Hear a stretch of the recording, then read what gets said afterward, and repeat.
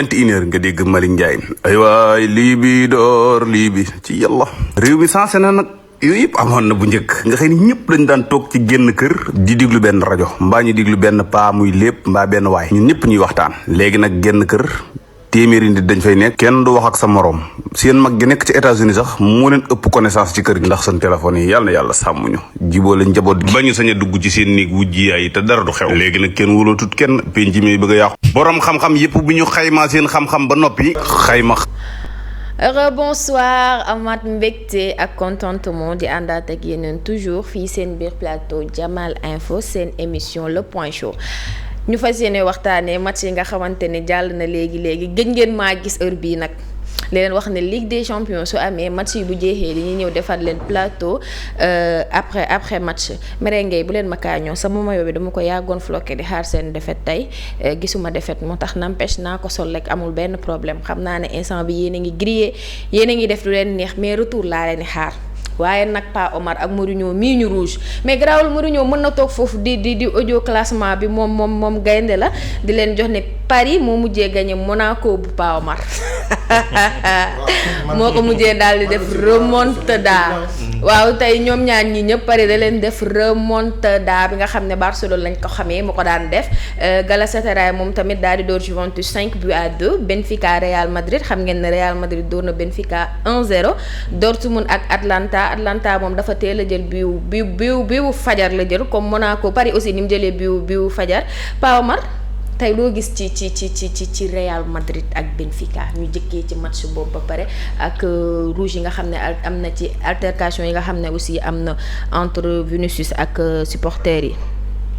waaw tout d'abord mami maa ngi lay nuyu bu baax di la jox sa wàccuwaay di nuyu grand Dani mi ma bokkal plateau di wax ne c'est un plaisir bokk ak moom plateau dëgg yàlla maa ngi nuyu ñi ci kër gi ñëpp di nuyu Moussa mi ci réalisation bi di nuyu Jamal aussi di nuyu ñi ñuy seetaanal di ñu suivre suñu téléspectateurs yi bon je pense que tey on a vu un Real de Madrid très sérieux et très serein boo xoolee bii page ils se sont rattrapés parce que bi ñu mujjee stade de Luz Benfica moo leen dóor score bu ñëpp xam dóor leen 4-2 donc tey bon c'était un Real revanchard quoi ils étaient appliqués ils ont joué un bon football au dëgg yàlla ils pressaient bien malgré que match bi yombul mais sur un éclat individuel Vinicius avait du Vini moom bu nekkee sur forme moom il est capable de tout donc tey gis nañ Mbappé invisible malheureusement mais Vinicius a su mener l'équipe vers la victoire donc tey moom gis naa Real bu ma neex parce que un Real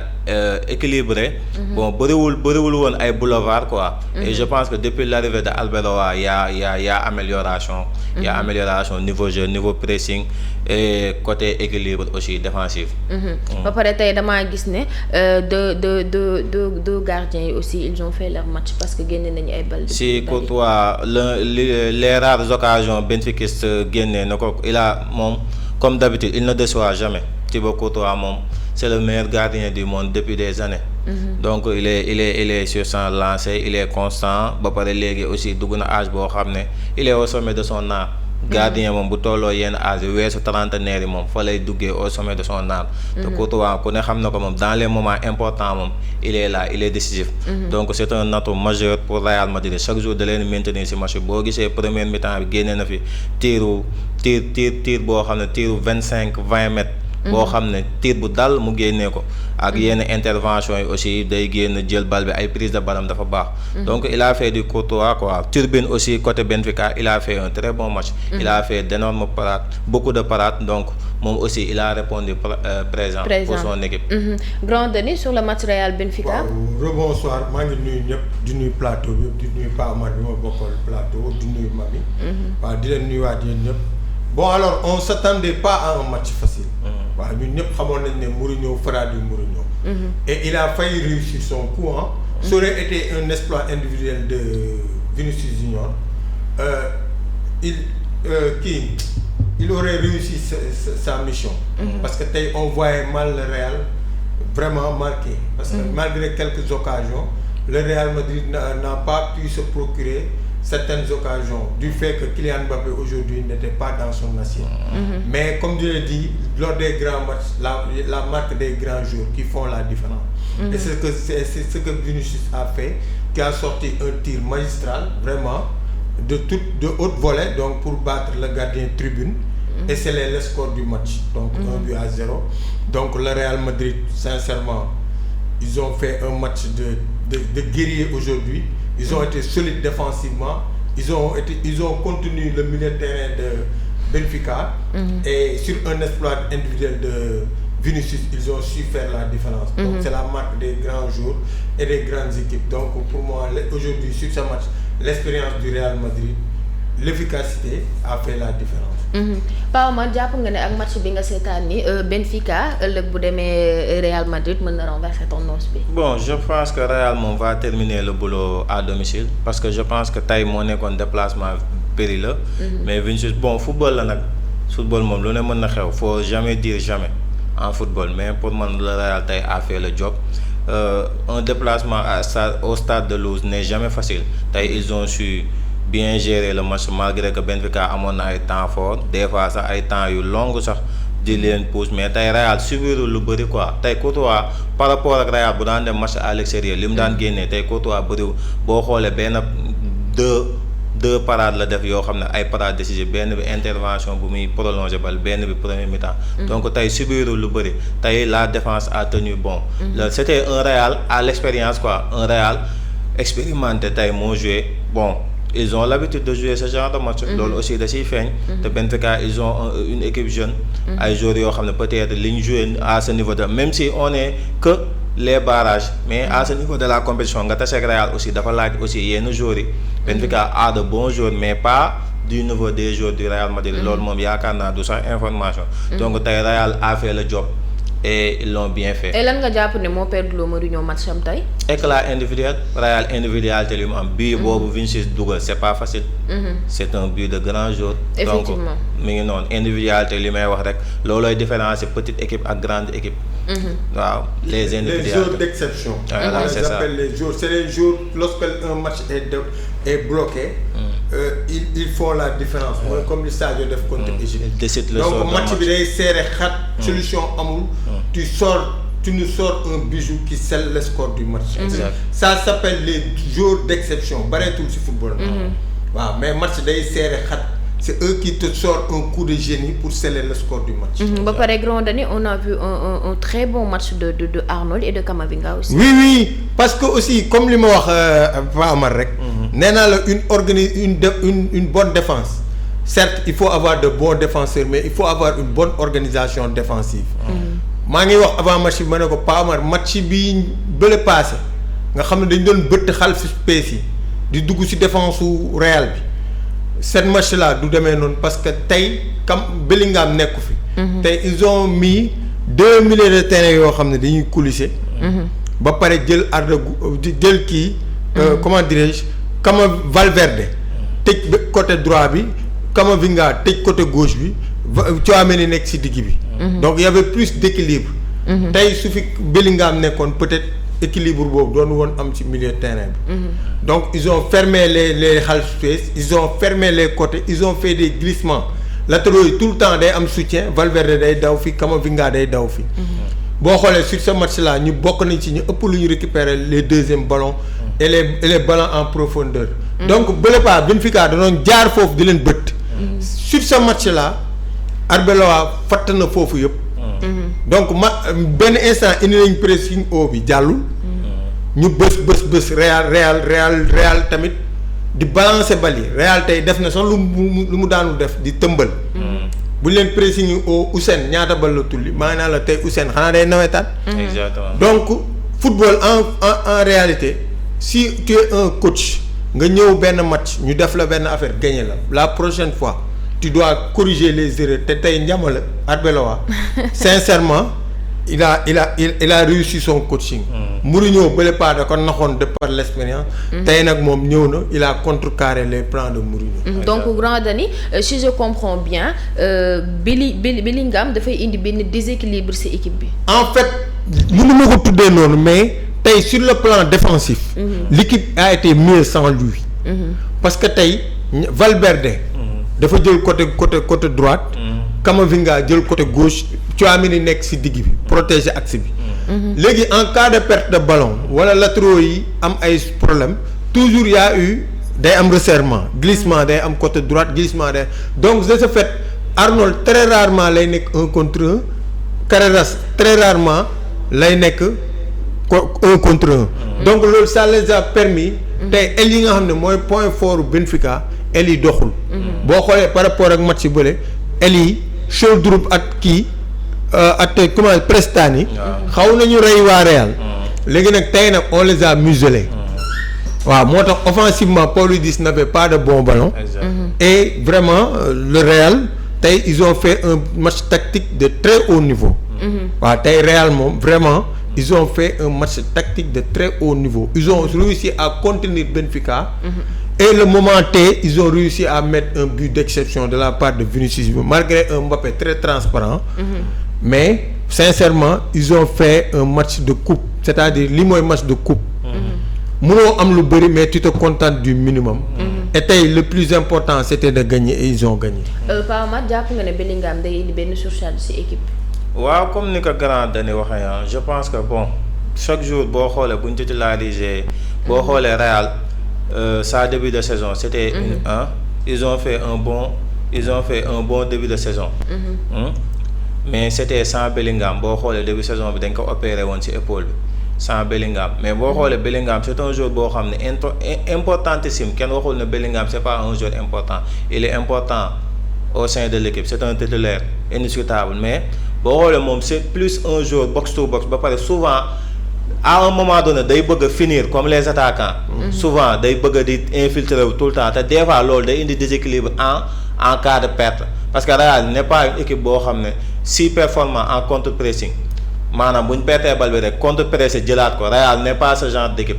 souvent léegi Bellingham bu dawee di infiltrer wu bu ñu pertee bal bi derrière 2000 la ñoo fay ne parfois benn parce que bu fekkee dafay jouer Arda Güler moo tax du ma bëgg a Bellingham ak Arda Güler di démarrer ndox te Arda Güler en tant que numéro 10 Bellingham day daw ba romb ko Arda Güler moom il fait son rôle normalement le numéro 10 devait s'infiltrer dans la défense adverse Bellingham romb ko Arda Güler dem léegi en cas de perte kenn nañ lañ fay bàyyi soit Tchouaméni soit Camavinga et loolu l'équipe est coupée en deux complètement coupée en deux boo xoolee te sans compter Vini et Mbappé il ne défend jamais il ne presse jamais loolu mooy premier faille voilà mi ngi noonu donc bu Bellingham tardé voilà donc équipe bi day nekk toujours bu fekkoon Vini ak Mbappé dañuy def ay repli sax peut-être mën nañ ko mais ñoom duñ repli donc Real gisoo même tay sax défendait à 8 parce que Vini ak Mbappé moom faut pas compter sur eux ñuy défendre mën nañ dem nag mime nii fait mime de pressé mais gëmuñu ko dañuy dem pour nii rek Mbappé gisoo day taxaw nii ngay couper la ligne de passe du jéem a sa taalal tànkam wala yooyu donc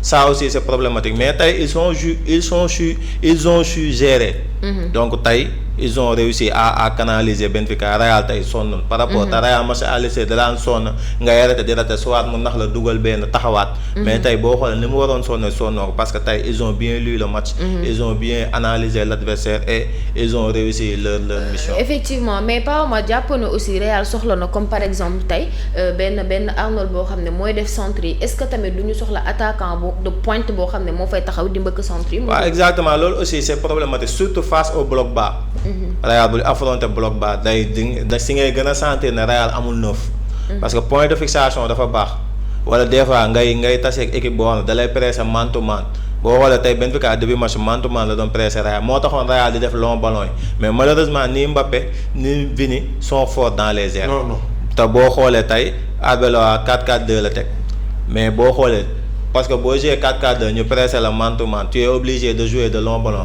pour sa point de fixation dévié pour latéraux yi wala militaires yi coulissé woon mën a song xal space mais tey boo xoolee amul le demi espace boo xoolee dafa am entre la ligne de touche ak digg bi partie boobu foofu la ñu woowee les half space c'est question la question wu Ousseynou la voilà boo xoolee ligne de touche bi ak milieu terrain bi diggante boobu noonu avant nga àgg si diggante yooyu noonu yooyu les half space parce que du espace mais demi espace la ko anglais yi nag ñoo naan half space français naan demi espace ay espace la mais Guardiola moom mooy forum souvent gars yi dañuy attaquer partie yooyu parce que partie yooyu souvent day vide boo xoolee équipe moo tax loolu waral Guardiola daan wax naan je déplace le ballon pour déplacer l'adversaire déplacer ma la balle pour par simple plaisir damay déplacer adversaire pour mën ko attaquer sur les half space.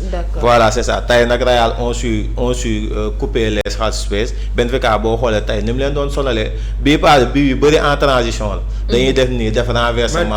mais transition bi mënul am parce que toujours il y avait des dédoublements. Exactement gars yi bi la terrain dañ doon coulissé que ce soit Valverde que ce soit Camavinga donc le Real tey daal en quelque sorte en résumé ils ont très bien analysé le match ils ont très bien joué. donc am nañ aussi ñoom besoin immédiat 9 points. Bon pas besoin immédiat parce que le mercato est déjà terminé ils peuvent aller sans numéro 9 mais comme li may wax dans certains types de matchs dinañ ko soxla tey jii Real bu tase woon ak Arsenal c'est sûr que man to man la ko Arteta li pressé bu doon Bayern bu compagnie c'est sûr même Barça bu Flick noonu la leen di pressé donc soxla nga point de fixation bon des fois mën nga jël mu téye comme type par exemple Benzema il était fort de la tête mën na dévier bu dévier adversaire parce que man to man dafa risqué aussi bu totee sa première ligne de pression via un long ballon adversaire sa numéro 9 bu dévier milieu terrain coulissé woon génn tey jii mën na indi transition mais ni Mbappé ni Vini ne peut t'offrir cela. Donc non c'est pas le registre. Voilà c'est pas le registre. Tu peux le faire avec Erling Haaland. Voilà c'est ça. Tu peux le faire avec qui Dortmund l'utilise avec Guirassy. Exactement.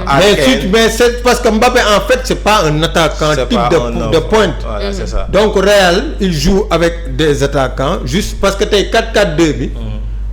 Malgré que la défense balancer les ballons mais ñoom les deuxièmes ballons toujours Otamendi moo ko doon jël. Exactement. waaw donc parce que c'est pas le registre. tey boo amoon benn Haaland ci kaw wala nga am benn kii. Kane wala yooyu mën nañ la téel bal bi pour faire remonter le bloc. Le bloc exactement. xam nga waaw mais du boo amul attaquant de pointe bi mënoo football loolu. problématique. Est-ce que tu comprends. Donc en fait comme li ma la wax rek tey Real ils ont fait un match sérieux.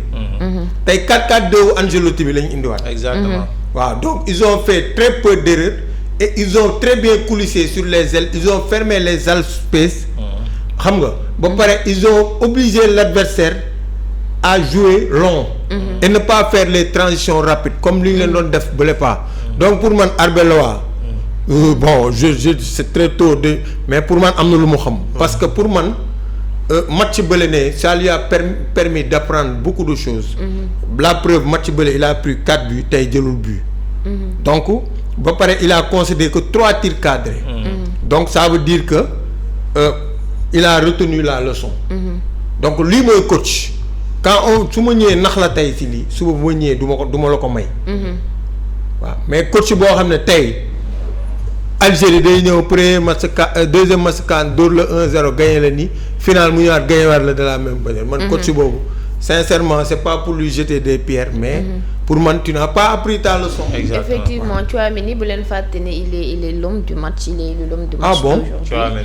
Oui. Moi je le donne à Vini. Tchouaméni a fait beaucoup de pertes de ballon. et ci Vinicius moom sax laa bëggoon ñu ñëw parce que tamit quoi qu'on puisse dire li muy subir acte de racisme bëri na maintenant ma question c'est par rapport ak comportement am la wala jour yi ñoom ñoo koy provoquer. Bon je pense que tey dafa dugal célébrer à sa manière il a fait du Vini pour man loolu justifié wu ñu war koo def ay cris de racisme. parce que da ngay gis tamit ku dugal am nga droit célébrer nu la neexee.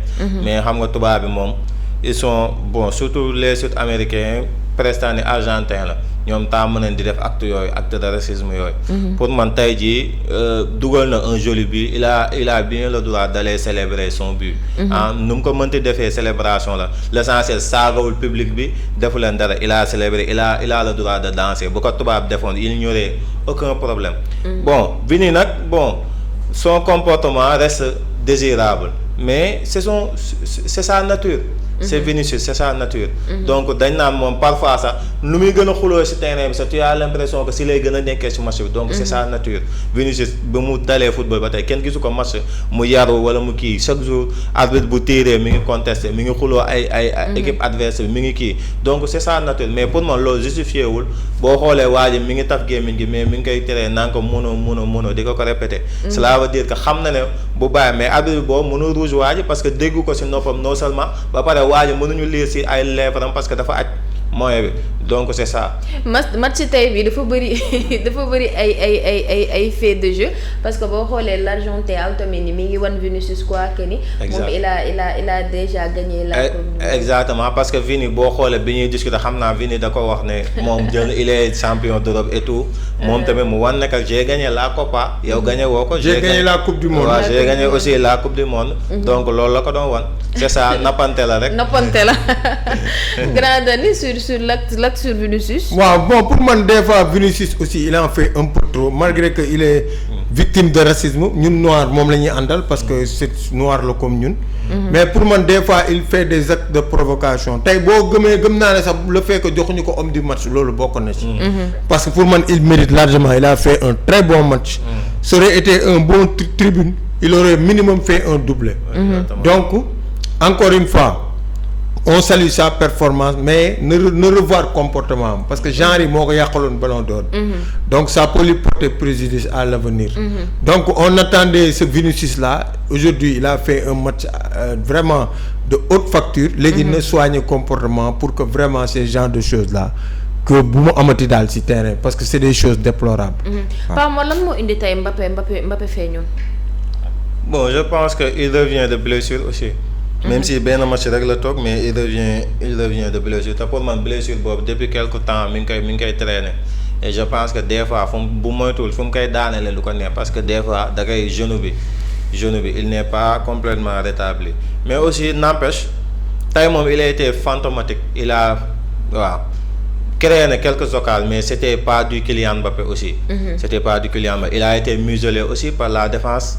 benfiquiste parce que ils ont aussi du mérite parce que Mbappé même bu doxul il est capable de claquer un doublé voire un triplé mais tey moom il a été fantomatique franchement tey moom sans un bon Vini ça serait très très très compliqué Real jël 3 points très très compliqué comme je dis Anta maa ngi lay nuyu moom nee na plateau bi Grand Dani kese lay suivre sur TikTok aussi Anta nuyul naa la Anta Grand Dani ñu ngi koy remercier bu baax dimanche ma naan del invité Grand Dani dimanche dañuy noppalu ko moom bu ngeen di topp Jamal moom Grand Dani lay topp daal léegi Pa Omar ba tey non question bi ci Grand Dani lay ñëw Grand Dani jàpp nga ne Real Madrid Benfica mën na renverser Real Madrid match retour bi. oh je pense que bon football on dit jamais parce que ku nekk di nga am sa chance mais sur ce que j'ai vu aujourd'hui à Santiago Bernabéu vraiment les chances de Benfica seront minimes. ndig tey Coupe d'Europe boo nekkee sa biir dëkk. tu dois mettre le paquet comme li ko Galatasaray defee tey mais si dëkku jàmbur mën nga fa def l'exploit mais sa dëkk foofu nga war a njëkk a tegee say base pour wane tey bu ñu loon 0-0 il garde ses chances mais il a perdu et je vois pas Benfica nan la mën a demee Madrid dugal fa 2 buts boo xam ne Real du dugal benn donc daal en résumé Benfica ses chances ne sont pas encore morts jeexagul à 100% mais ces chances s'amenuisent après le match aller.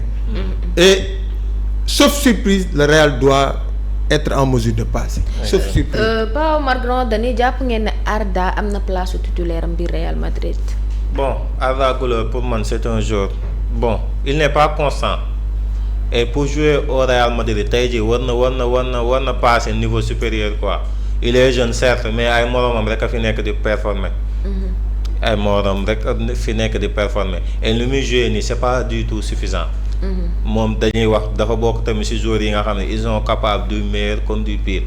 Arda Güler boo xoolee sous Xavi Alonso départ bi moo nekkoon titulaire indiscutable mais après dafa perdre place am dernièrement.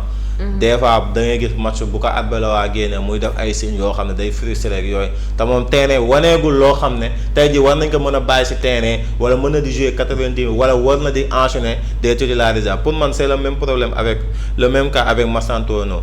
boo xoolee li ko Real jëndee ba tey waneegu ko moom tamit même si jeune la dañuy xool ne xale la peut-être Real xam nga léegi rek jeunes joueurs yi da ngay ñëw rek def ci 60 millions 50 millions te pareeguñu.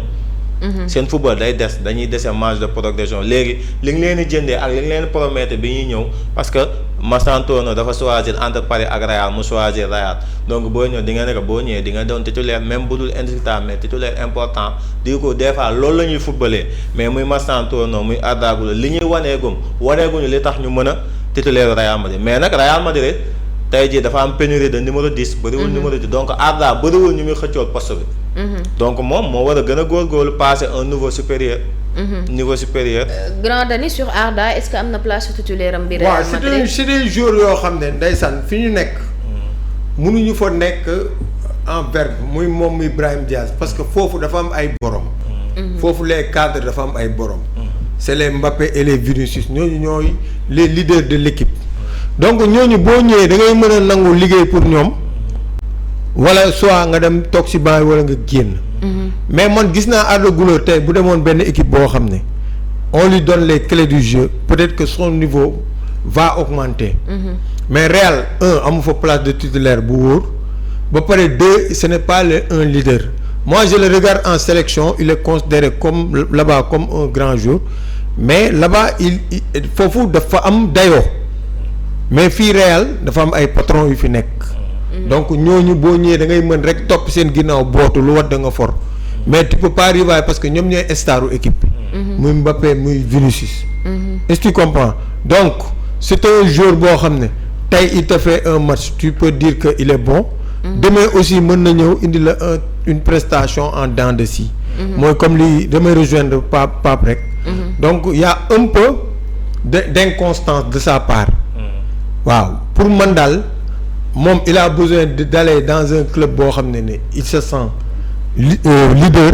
patron de l'équipe pour pouvoir vraiment faire éclore son talent mais au Real Madrid moom il peut être qu'un second. suivre ci ginnaaw Mbappé ak Vinicius. ñun loolu lu ñu waddal mu for.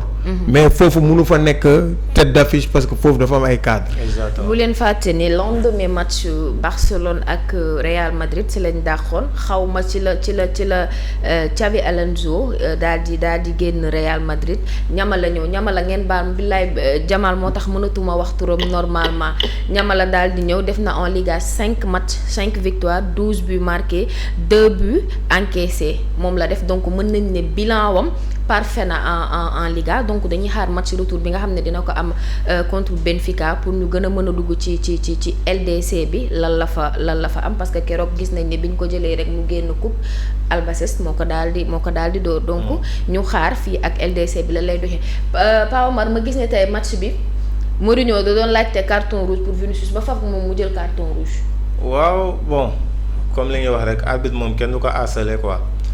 bon Vini mérité woon na deuxième zone mais c'est la décision de l'arbitre faut le respecter boo xoolee arbitre bi quatrième arbitre bi la dem attaquer moom moo woo monsieur le Texier bi mu ñëwee avertir que zone ko mu continuer di yuuxu di crier di ko crier dessus mu joxaat ko un deuxième zone moom tamit il a fait du Mourinho moom tàmm nañ ko gis mu def yooyu péter les plombs ñu ruus ko mu génn c'est pas nouveau. moo tax mu tudd le spécial woon moom. des fois mu toj kaasi moom bokkul ak ñeneen ñi tempérament. moom mooy loolu mais nag bon pour man action boobu bon mën na ko rouge mën na ko bañ a rouge bu ko rougeul tamit du scandale. du scandale parce que joueur bi da doon déclencher frappe Vini ñëw dugal tànkam joueur bi doo si tànku Vini donc bu ko zonoon deuxième zone kenn du wax mais comme zone ko aussi du scandale. franchement waaw c'est acceptable. et le monsieur Mourinho. bon c'est mérité parce que arbitre kenn du ko harceler.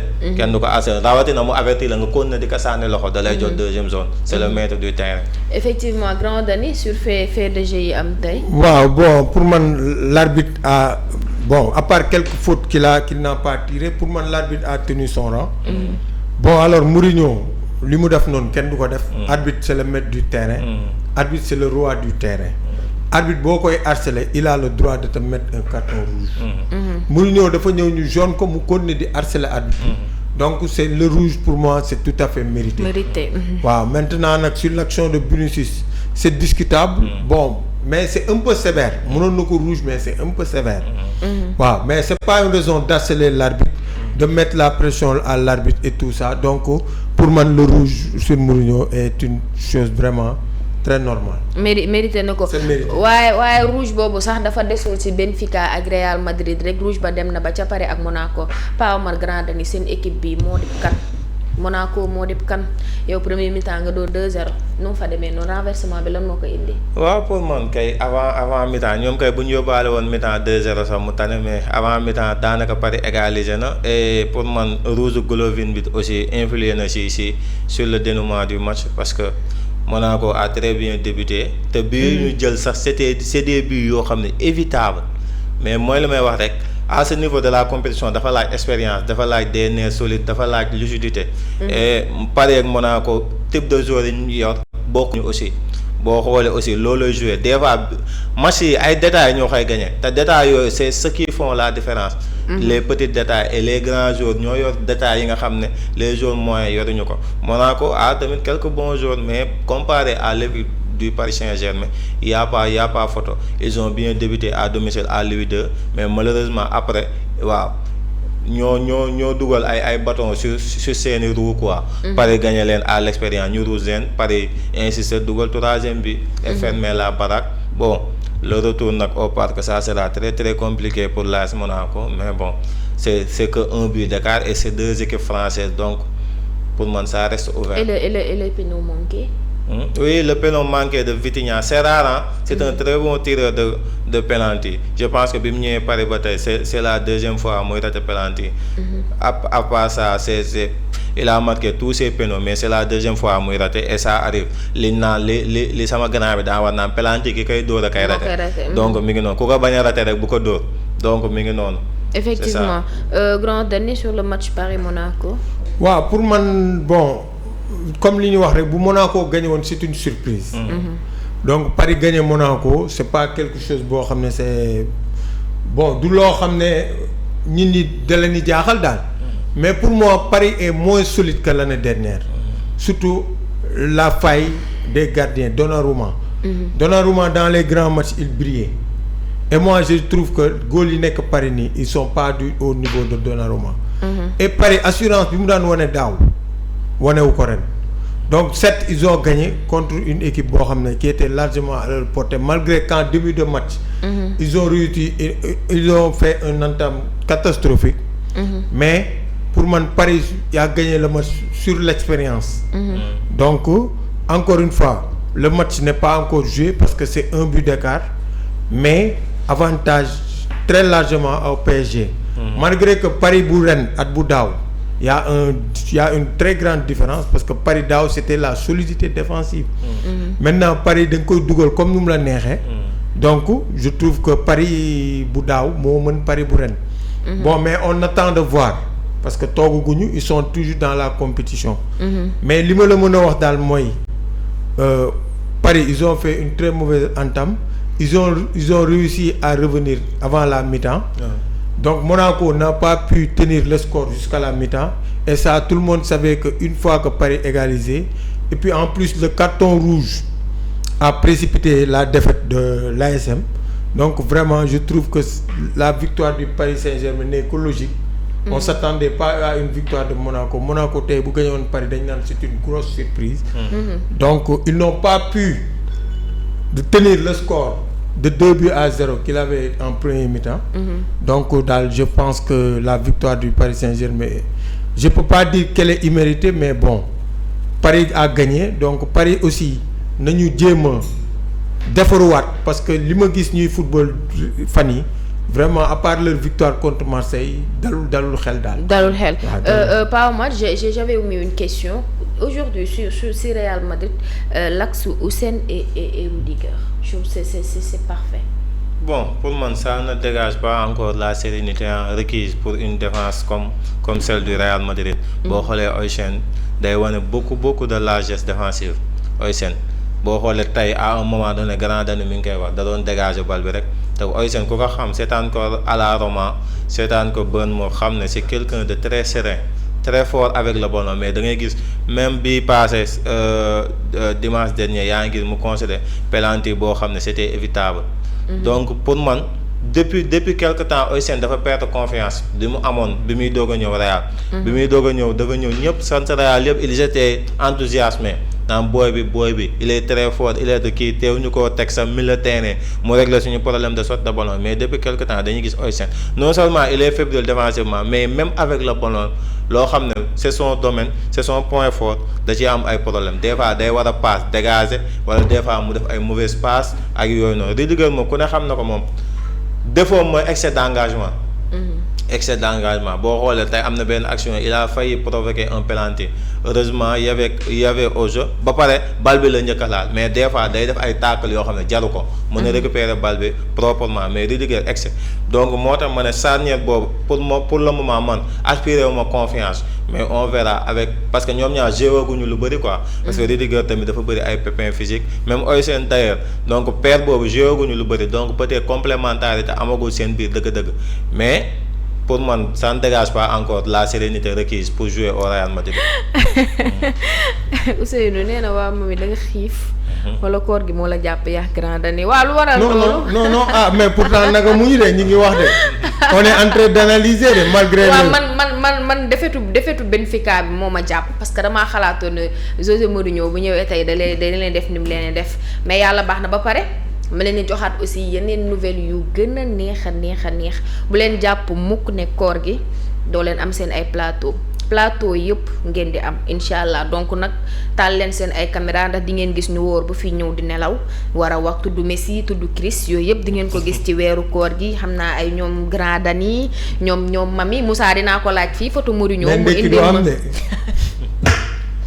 ndekki du am ñu ngi may gaaruwaale amul problème mais ñun ay xale lañ mën nañu wóor ba 11h ñu naan tuuti café après ñu daal di yeggali loolu amul benn problème grand Dani sur l'axe Ousseyn ak Rudiger. Je pense qu'ils ont bien tenu le coup aujourd'hui ils ont bien tenu le coup malgré que ça reste un peu parce que c'est une défense perfectible c'est-à-dire ils peuvent mieux faire. Mais aujourd'hui ils ont été protégés par un milieu de terrain très solide. ba nga xamante ne tey ils ont été très rarement mis en épreuve. Donc je trouve que c'est une défense boo xam ne Ousseyn ni début bi li mu doon incarné actuellement ni il commence à perdre confiance parce que Ousseyn ni mu daan jouer commencement bi joué tu ko léegi donc ni mu ñëwee Bournemouth ñëw avec son transfert et tout lu mu doon dégager tout. Rudiger bon depuis pas mal de temps il n'est pas régulier mais il fait des matchs de guerrier et am na expérience parce que xam na Ligue des Champions. jël na ñetti titres. Donc c'est pas quelqu'un qui connaît pas la Ligue des Champions. Donc aujourd'hui il a joué de par son expérience de par son engagement donc pour man Real tey collectivement ils ont bien défendu. Malgré que défense bi je dis pas que c'est bon mais collectivement ils ont réussi à faire un bon match. Parce que la défense a été très rarement mise en contribution. J'attends de voir leur prochaine sortie pour évoluer. Mais ce que j'ai remarqué depuis l'arrivée d'Arbeloa, la défense du Real commence un petit peu à s'stabiliser. Contrairement du temps de Xabi Alonso. Et moi je t'ai dit toujours que pour faire de très bonnes compétitions il faut avoir une bonne défense.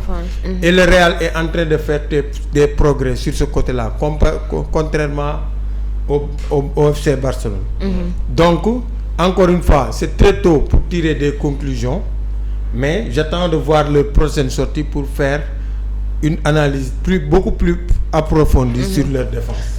Par ma ñu gis ne aussi match retour yi dina neex parce que hormis Galatasaray ak Juventus amul beneen match boo xamante ne écart bi large na comme Atlético Barcelone ba nga ne remontada mënu ci ne. waaw pour man les matchs retour moom seront aussi agréables à voir parce que aussi benn but d'écart la Paris Monaco te deux équipes françaises la Paris ñëpp xam nañ ne moo mën Monaco ils sont largement favoris mais comme ñaari équipes yu bokk championnat la football la on sait jamais te football day am ay faits de jeu yoo xam ne yow xaaroo ko ci woon je me rappelle en 2000 Ajax 2019. Real moo ko dóor 2-1 si Johan Cruyff Arena mu ñëw Santiago à la surprise générale éliminé Real dóor ko 4-1.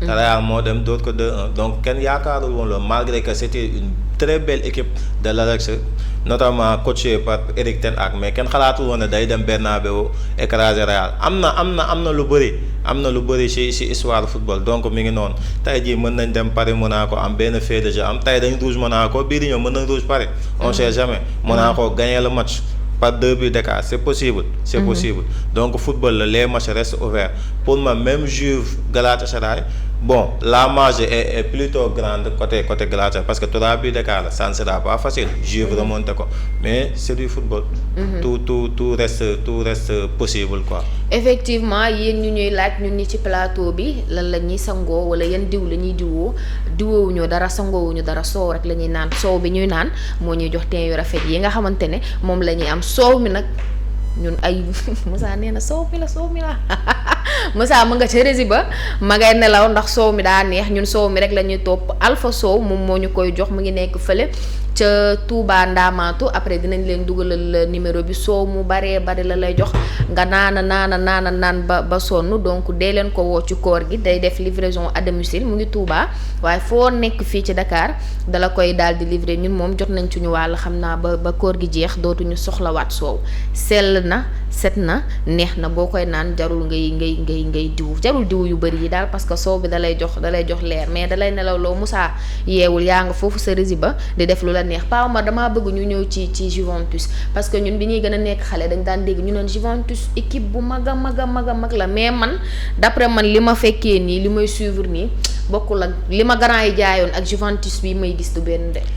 waaw pour man de ce n'est plus la vecchia signora comme ni ko italien di waxee de la vieille dame de la grande époque bon football nag noonu la lépp ay époque de transition la pour man ce n'est plus la Juve d'antan parce que Juve bu njëkk ba ay grands joueurs ñoo fa nekkoon grand dani xam naa dina sawar waxaat joueurs yi fa nekkoon ay grands joueurs même ñun ñi ñu fekkee sax man li ma fekkee li may nekk xale fekk naa Juve ay Pavel Nedved ay Del Piero ay Trezeguet Buffon si camp yi un grand Juventus ñuy wàccee leen fi Serie B si Calcio Pioli bi ñu amee ñu dem fët dóor ñëpp yéegaat donc Juve boobu rek ngandam Juve la woon mais Juve depuis quelque temps boo xoolee Juve 11 départ am rek wala joueurs yi fa ne nga xam ne ñii bu doon bu njëkk ba duñ sax toog si banc waxatuma laa ñuy football Juve.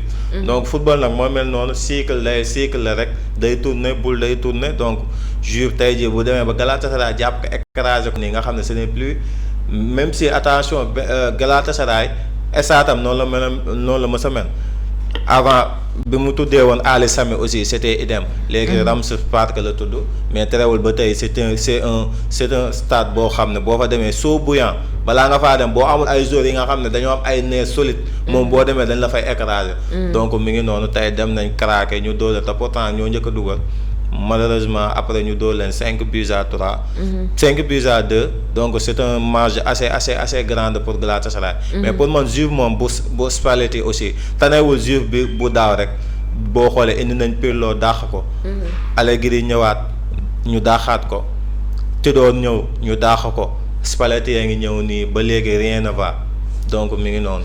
Galatasaray avec un très bon match de Victor Osimhen. exactement comme d'habitude fidèle à lui-même tey dugalul mais ce n'est pas simplement un buteur c'est un joueur d'équipe joueur boo xoolee bi match bi jeexee sa kontaanu nga xam ne dafa am place de vaincre xamoon na ne amoon na marge pour marquer plus moom boo xoolee CAN bi loola doon de ñu naan dafa égoïste et tout mais égoïste il a juste l'âme d'un grand joueur boo xam ne il veut toujours plus boo xoolee Cristiano Ronaldo noonu la meloon.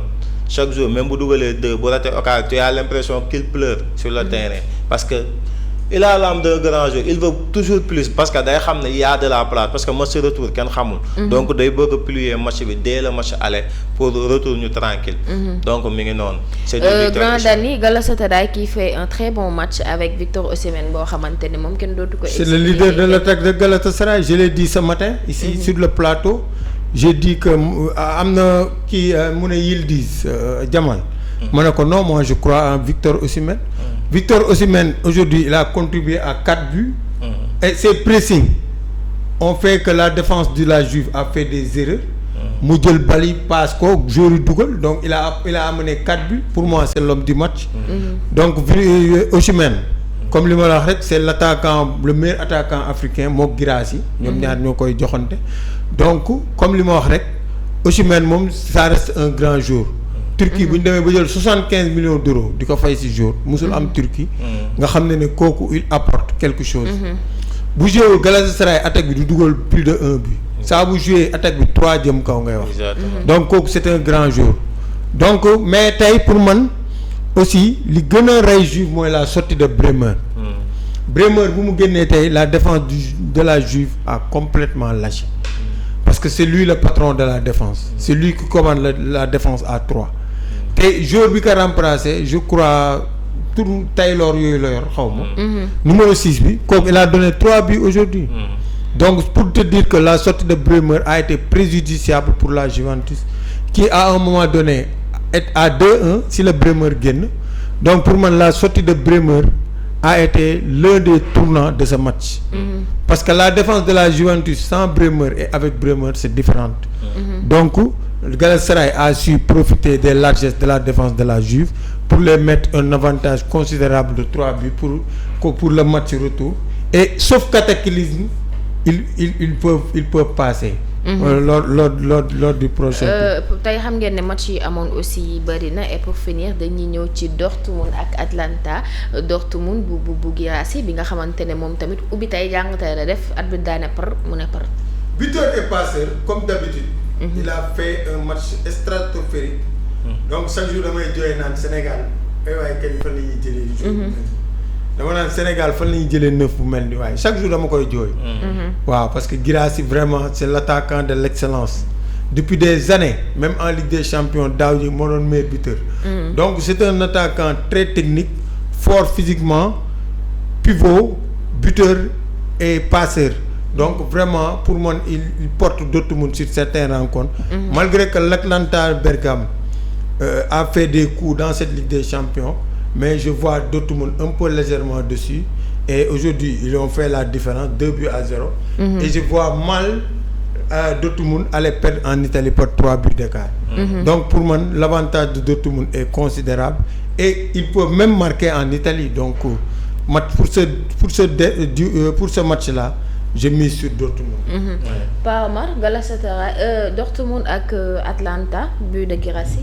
waaw tey ñoom tamit ils ont fait le job Guirassy aussi fidèle à lui-même moo dugal ak Maximilian Bayer ba Guirassy aussi était passé sur le but de Bayer et je pense que Dortmund moom c'est l'équipe en forme en Allemagne. boo xoolee Dortmund bu Niko Kovac gëj naa am sax match nul. waaw seen dernier match yëpp dañuy gagner et avec la manière et c'est une équipe boo xam ne day marquer beaucoup de buts Dortmund rare même bu ñu koy gagner rare. ñu gagné ko sans mu dugal ay buts donc c'est une équipe boo xam ne dañoo boo xoolee même daaw bi ñu ñëwee fekk ci Barça ils ont su marquer le but retour ils ont failli remonter le Barça. donc c'est une équipe qui sait marquer des buts. notamment avec Guirassy Bayer aussi c'est un très bon attaquant plus am nañ ay milieu terrain yoo xam ne Job Bellingham am nañ Sabitzer am nañ Julian Brandt donc am nañ équipe daal. ba pare Ryerson il a 14 passes décisives cette saison.